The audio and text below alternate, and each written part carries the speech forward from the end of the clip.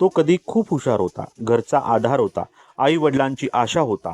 पण हळूहळू वाईट संगत, दारू, व्यसन आणि आयुष्य हातातून निसटलं.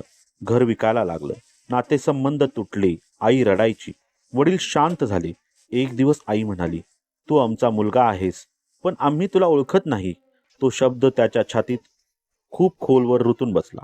त्या रात्री तो पहिल्यांदा पूर्णपणे तुटला. सकाळी तो थेट अक्कलकोटचे स्वामी समर्थ यांच्या मंदिरात गेला. डोळे भरलेले, हात थरथरत होते, पण शब्द नव्हते. स्वामी समर्थ म्हणाले, व्यसन तुझी सवय आहे, पण तुझे ते नशीब नाही. तो खाली बसून रडला. स्वामी पुढे म्हणाले, एक दिवसात एक आयुष्य बिघडत नाही आणि एक दिवसात सुधरतही नाही. पण पहिलं पाऊल आज टाकलंस तर मार्ग नक्की सापडेल. त्या दिवशी तो दारूला हात लावला नाही.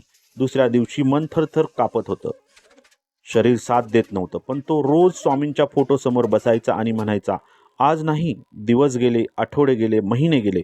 तो काम शोधू लागला. छोटं काम मिळालं, पण प्रामाणिकपणे केलं. आईच्या डोळ्यात पुन्हा विश्वास दिसू लागला. वडिलांनी पहिल्यांदा त्याच्या पाठीवर हात ठेवला. 1 वर्षानंतर तो पुन्हा त्या मंदिरात गेला. डोळ्यात पाणी होतं, पण आज ते वेदनेचं नव्हतं, कृतज्ञतेचं होतं. स्वामी समर्थ जणू म्हणाले, तू व्यसन जिंकलं नाहीस, तू स्वतःला जिंकलंस. तो माणूस व्यसनमुक्त झाला, कुटुंब परत मिळालं आणि आयुष्याला दुसरी सुरुवात झाली. स्वामी समर्थांचा पूर्ण संदेश, पडणं पाप नाही, पण पडूनही न उठणं ही खरी हार आहे. जय जय श्री स्वामी समर्थ. ही कथा आहे एका अशा व्यक्तीची जिचं आयुष्य व्यसनामुळे उद्ध्वस्त झालं होतं.